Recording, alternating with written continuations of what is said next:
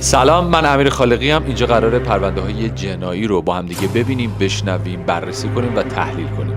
این کانال مخصوص آدماییه که از قتل و تجاوز میترسن اما دنبالش میکنن. چرا؟ چون لذت میبرن.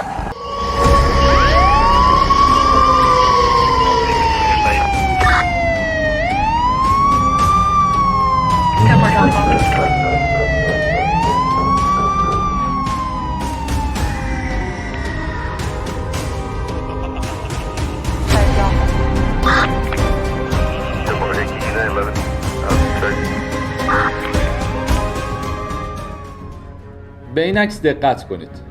توی وهله اول به نظرتون بدترین کاری که این آدم میتونه بکنه، صاحب این تصویر میتونه بکنه چیه؟ من خودم توی وهله اول وقتی بهش نگاه کنم احساس میکنم یک معلمیه که ابتدایی رو داره تدریس میکنه و شاگردش رو به خاطر 5 دقیقه تأخیر توی کلاس راه نمیده. یعنی بدترین کاری که میتونه بکنه و ازش برمیاد، از روی تصویرش بخوایم قضاوت بکنیم اینه. اما بهتون قول میدم اگر تا آخر این برنامه با من همراه باشید شوکه میشید. بذارید یک موقعیتی رو براتون ترسیم بکنم. شما فکر کنید توی یک ساختمونی دارین زندگی میکنید، چاه فاضلاب ساختمون دچار گرفتگی میشه. زنگ میزنید به لوله کش. خب اولین چیزی که به ذهنتون میرسه زنگ میزنه به لوله کش. میاد و میگه گرفتگی خیلی سنگینه. زنگ میزنه به شهرداری، یعنی کسی که این ساختمون رو ساخته و طراحی کرده. شهرداری میاد و شهرداری هم میبینید کاری از دستش بر نمیاد، میگه باید به پلیس زنگ بزنیم. به پلیس زنگ میزنه، پلیس میاد و در کمال تعجب ساختمون رو قرنطینه میکنه. شما فکر میکنید چرا این اتفاق افتاده؟ کسی هم به شما جواب نمیده. اینو داشته باشین تا در ادامه برنامه به این سوالتون جواب بدم، اما توی ذهنتون باشه، بهش فکر بکنید. My name is Dennis Nielsen. ما امروز میخوایم راجع به دنیس نیلسون صحبت بکنیم. متولد 23 نوامبر 1945، یعنی یک آبان ماهی. یه خودم به آبان ماهی‌های اطرافتون و زندگیتون بیشتر فکر کنید. حالا در ادامه برنامه متوجه میشین که چرا باید به اینا بیشتر فکر کنید. دنیس یک شخصی بود که از بچگی پدرش به خاطر اینکه خیلی خوشگذرون بود اونا رو ترک میکنه و مجبور میشه که با پدر بزرگش زندگی بکنه. مادر دنیس توی سن پایین بچه‌هاش 3 تا بچه داشته و باید بچه‌ها رو خودش بزرگ میکرده. تصمیم میگیره که خونه پدر بزرگ دنیس بره و با اون زندگی بکنه. دنیس خب توی سن پایین بوده و به پدر بزرگش به خاطر وقتی که باش میگذرونده خیلی وابسته میشه. پدر بزرگ دنیس یک ماهیگیر بوده، هر موقعی که برای کشته میکنه و میمیره و دنیس همچنان کنار ساحل منتظر پدر بزرگش بوده تا اینکه مراسم تدفین پدر بزرگش میرسه. مادرش به دنیس میگه دوست داری پدر بزرگت رو ببینی؟ دنیس هم خوشحال میشه، میگه آره. در تابوت رو باز میکنه، میگه پدر بزرگت. دنیس اولش شوکه میشه اما بعد فکر میکنه که پدر بزرگش خوابیده و به هر حال بیدار میشه و کنار دنیس میاد. اما این اتفاق نمیفته. روزهای زیادی دنیس کنار ساحل منتظر برگشت پدر بزرگش بوده. یک روزی که کنار ساحل بوده توی یک گودال عمیق آب میفته. خب سن پایینی هم داشته، یه جوری انگار داشته غرق میشده. یک جوونی از اونجا داشته رد میشده، دنیس رو نجات میده و به دنیس تجاوز میکنه. دنیس زمانی که به هوش میاد از هوش رفته بوده، خودش رو لخت میبینه، لباسش رو میپوشه و به خونه برمیگرده. همه این اتفاقات و جزئیات چیزاییه که دنیس توی اعترافاتش میگه و ثبت میشه. مدتی بعد مادرش با یک شخصی ازدواج میکنه که این انتخاب هم هیچ کمکی به خانواده دنیس نمیکنه، چون اون شخص یک شخص خیلی عصبی بوده، بچه‌ها رو میزده که دنیس هم از این اتفاق مستثنا نبوده. دنیس هم کتک زیادی خورده بوده. اما بعد از مدتی دنیس این حالت افسردگیش و این روحیه بدش بیشتر عود میکنه و شدیدتر میشه. دنیس به سن 15 سالگی میرسه. برخلاف اینکه مادرش مخالف ورود اون به ارتش بوده، وارد ارتش میشه و یک دوره 9 ساله رو توی ارتش میگذرونه. خب توی ارتش اعتماد به نفس زیادی پیدا میکنه دیگه، اون آدم منزوی و افسرده نبوده و تنها چالشی که توی خدمتش توی ارتش باش روبرو بوده این بوده که باید تمایلات خودش و گرایش خودش رو نسبت به جنس موافق خودش پنهان میکرده. دنیس توی بچگی، توی دوران نوجوانی متوجه میشه که گرایش به جنس موافق داره. از جایی که خواهرش یک همکلاسی داشته و دنیس به اون علاقه‌مند بوده، از دور بهش نگاه میکرده. خودش تعریف میکنه، میگه بعد از مدتی احساس گناه میکردم که دارم بهش نگاه میکنم و بهش علاقه‌مند شدم. بعد از این اتفاق هم یک کتاب داستانی داشته دنیس، یک داستان فرانسوی بوده. توی این کتاب داستان یک شخصیت پسری بوده به اسم پیر. دنیس عاشق شخصیت این داستان میشه، به طوری که مدت‌های زیادی رویا پردازی میکرده و خودش رو در کنار این شخصیت قصه تصور میکرده. برگردیم به زمانی که دنیس توی ارتش بود. دنیس یک مأموریتی بهش میدن که قراره بره توی یکی از کشورهای عربی. به اون مأموریت میره و توی یک منطقه به اسم المنصوره قرار بوده یک کاری رو انجام بدن توی مأموریتی که بودن. یه شب که خب تایمش رو داشته به یک باری میره، مشروب زیاد میخوره و مست میشه و با یک تاکسی قراره که برگرده به محل اقامتش. راننده تاکسی، خب دنیس هم تقریبا زیر 18 سال بوده، توی اون تایم سن و سالی نداشته، یک نوجوان محسوب میشده. راننده تاکسی هم که میبینه دنیس مسته از این قصه استفاده میکنه و به دنیس تجاوز میکنه.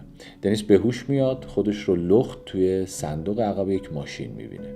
زمانی که راننده تاکسی در صندوق عقب قرار بوده باز بکنه، دنیس با یک وسیله‌ای که توی صندوق بوده به سر اون راننده تاکسی میزنه و اون رو میکشه. این اولین قتل ناخواسته دنیس بوده. جسد رو توی صندوق ماشین میذاره و با همون خودرو تا نزدیکی محل اقامتش میره و خودرو رو رها میکنه. که این اتفاق رو هم خودش توی اعترافاتش میگه، اما هیچ کس متوجه این قصه نشده بود. دنیس یک عادتی همون موقع ها داشته که توی خلوت و تنهایی خودش، ببین بذار اینجوری بهتون بگم، دنیس دچار یک بیماری بوده به اسم نکروفیلیا. نکروفیلیا چه بیماریه؟ بیماریه که شما تمایلت به مرده و جسده، که این آدم ها به 2 دسته تقسیم میشن. کسایی که دوست دارن خودشون قتل بکنن و بعد از قتل با جسد رابطه داشته باشن، و کسانی که دوست دارن با حالا جسدی که خودشون اون رو نکشتن ارتباط بگیرن. کسایی که میرن نبش قبر میکنن، کسایی که توی مرده‌شورخونه یا توی سردخونه دوست دارن ارتباط بگیرن، که ما توی تاریخ یک مورد معروفی هم داریم، مربوط میشه به یک شخص ایتالیایی که یک شخصی بوده که توی مرده‌شورخونه کار میکرده و با جسد بالای 100 زن رابطه داشته.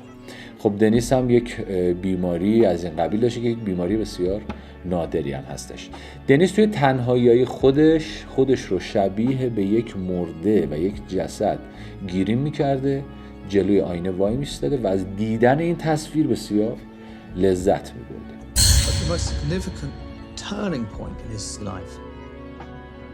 خدمتش تموم میشه، به خونه برمیگرده. زمانی که در کنار خانواده داشتن تلویزیون میدیدن، تلویزیون یک برنامه‌ای داشته پخش میکرده که یک مستندی بوده که بر ضد همجنسگراها بوده. دنیس عصبی میشه و شروع میکنه دفاع کردن از همجنسگراها که با برادرش بحثش میشه، که برادرش بهش میگه تو هم همجنسگرا هستی و یک بحثی میکنن. دنیس قهر میکنه، از خونه میزنه بیرون و به لندن میره تا یک زندگی رو خودش شروع بکنه. توی لندن توی یک باری میره، توی یک بار با یک جوونی به اسم دیوید آشنا میشه. دنیس با دیوید 1 سال تقریبا زندگی میکنن، با هم همخونه بودن، توی رابطه بودن، اما بعد از 1 سال با دیوید کات میکنه، حالا به خاطر شرایط فکری یا مشکلاتی که با هم داشتن کات میکنن. دنیس تا یک مدتی افسردگی داشته و خیلی گوشه‌گیر بوده، دنبال رابطه نبوده، تا اینکه جلوی یک مغازه مشروب فروشی یک جوون 14 ساله رو میبینه. خب اون به خاطر اینکه زیر سن قانونی بوده نمیتونسته مشروب بخره و دلش مشروب میخواسته. دنیس باهاش صحبت میکنه، یعنی سر صحبت رو باز میکنه، بهش میگه اگر مشروب میخوای من میتونم بخونم دعوتت کنم و با هم بخوریم. اون نوجوان هم قبول میکنه، پسرم قبول میکنه، با هم به خونه دنیس میرن. اما بعد از که به خونه دنیس میرن، خب اون نوجوان اسمش استیون بوده. استیون تا صبح میمونه اونجا و دنیس صبح که میشه از ترس اینکه استیون مثل دیوید اون رو ترک نکنه با یک کرواتی استیون رو خفه میکنه و به قتل میرسونه. بعد از کشتن استیون اون رو به حموم میبره، کامل میشورتش، تمیزش میکنه و یک لباس تمیز هم تنش میکنه. طبق گفته های خودش جسد استیون رو 8 ماه توی خونش نگه میداره و با اون رابطه برقرار میکنه. زیر پارکت خونش، بخشی از پارکت رو برداشته بوده و زیر پارکت خونه نگهداری میکرده. ببین خب اتفاق خیلی عجیبیه دیگه، اتفاق هم ترسناک هم وحشتناکیه که اصلا چطور همچین اتفاقی میفته. آقا به لحاظ علمی ببین 24 ساعت تا 48 ساعت بعد از مردن یک شخص جسد شروع به تجزیه اندام داخلی میکنه. 3 تا 5 روز بعدیش شروع به باد کردن و تغییر شکل میکنه و تا 10 روز شروع به آزاد کردن گازهایی از داخل بدن میکنه که باعث بوی تعفن میشه. اما با این وجود دنیس میگه من این رو داشتم تا زمانی که دیگه یعنی خیلی بوی وحشتناکی داشت میداد و کامل جسد تغییر شکل داده بود. چجوری از شر جسد خلاص میشد؟ توی حیاط یک آتیشی روشن میکرد، یک لاستیکی رو توی آتیش مینداخت که اون بوی بد جسد رو محو بکنه و اجساد رو یا در آتیش مینداخته یا توی حیاط خونه دفن میکرده.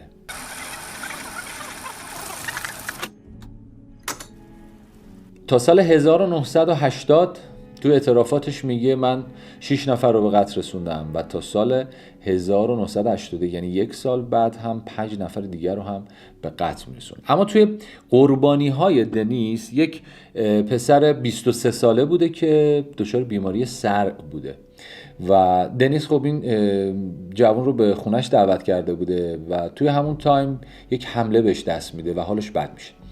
دنیس زنگ میزنه به اورژانس و این جوان رو نجات میده. این بنده خدا فرداش که حالش خوب میشه برای تشکر به خونه دنیس میره بنده خدا و همون بلایی سرش میاد که سر بقیه قربانی ها اومده بود و دیگه از اون خونه خارج نمیشه. و بعد از این قصه هم دنیس مجبور میشه که خونش رو تغییر بده، به خاطر اینکه خب صاحبخونه عذرشو خواسته بوده و بعد میرفته دنبال خونه میگشته و تنها خونه‌ای که پیدا میکنه یک اتاق زیر شیروانی بوده. خب شرایط خونه جدید مثل خونه قبلی نبوده، یعنی اجساد رو نمیتونسته که توی حیاط ببره چون حیاطی نداشته که بخواد اونجا دفن بکنه یا آتیشی روشن بکنه. تصمیم میگیره به خاطر آموزش هایی که توی ارتش دیده بوده، اونجا خب قصابی کرده بوده و یک چیزایی بلد بوده از تیکه تیکی کردن گوشت و اینها، تصمیم میگیره که اجساد رو تیکه تیکه بکنه و از طریق چاه فاضلاب از شر اجساد خلاص بشه و سرها و کله ها هم چون قسمت درشتری بوده توی یک دیگی میجوشونده و بعد تیکه تیکه میکرده.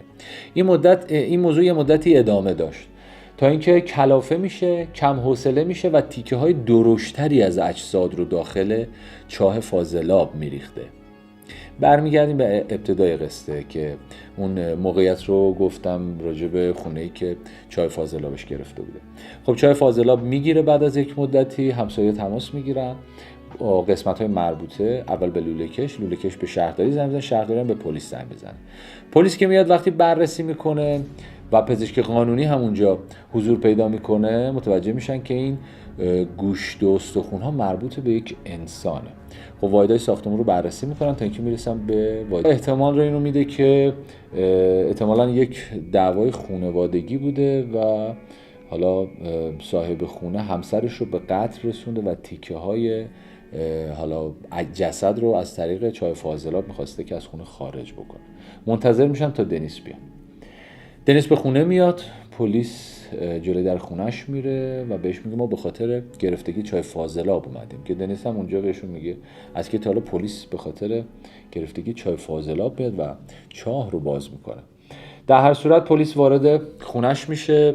خب کارگاهی که اولین، یعنی افسری که اولین بار وارد خونه شد خودش تعریف میکنه، میگه زمانی که وارد خونه شدم یک بوی به شدت بد و متعفنی می اومد که من اونجا بود که به این فکر کردم احتمالاً جسد نیست، اجساد هست و ما بیشتر از یک نفر رو قراره اینجا جسدش رو کشف بکنیم.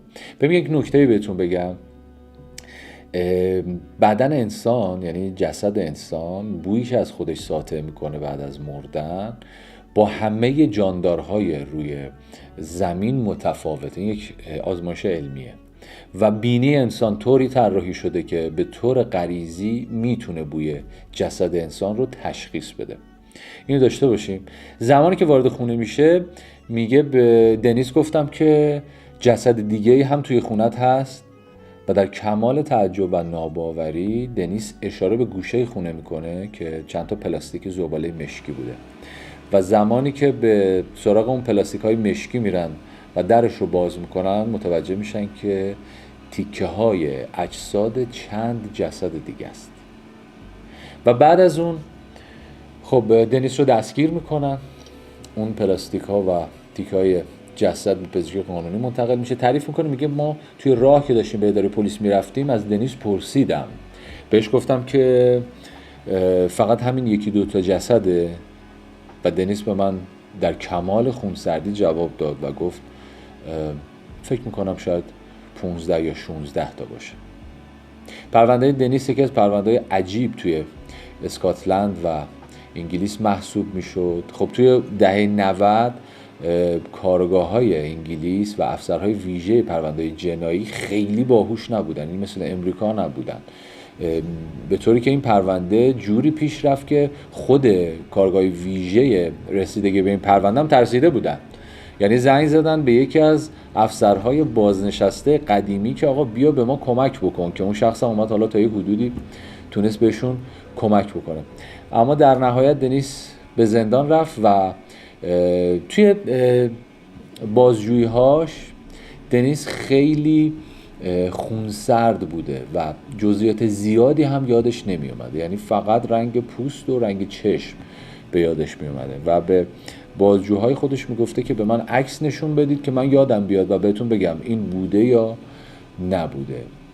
و خیلی سعی کرد و خیلی تلاش کرد که خودش رو یک دیوانه یا یک روانی جلوه بده که از طرف پزشکی قانونی رد شد و گفتن در کمال صحت عقل این کار رو انجام داده و جزو دست آدم‌هایی که دیوانی یا روانیه نیست. که در نهایت خب با توجه به اعترافات و اسنادی که موجود هست بالای 15 تا قتل رو داشته، اما با توجه به مدارک و شواهدی که میشد ثابت کرد فقط 6 فقره قتلش رو تونستن ثابت بکنن و به خاطر 6 فقره قتل دنیس به حبس ابد محکوم میشه که تا آخر عمرش توی زندان بمونه. دنیس خب توی یک زندان بود و چند سال آخر حبسش رو توی یک زندان فوق امنیتی بود و در سن 72 سالگی به خاطر آمبولی ریه به بیمارستان منتقل میشه و بعد از عمل جراحی میمیره. یادتون نره کانال من رو سابسکرایب کنید، لایک کنید، کامنت بذارید، پیشنهاد بدید، نظر بدید، هر نقدی دارید من همه رو میخونم و اگر موضوع خاصی یا پرونده خاصی مد نظرتونه دوست دارید راجبش حرف بزنیم حتما بگید، من این کار رو انجام میدم. همین دیگه، مرسی.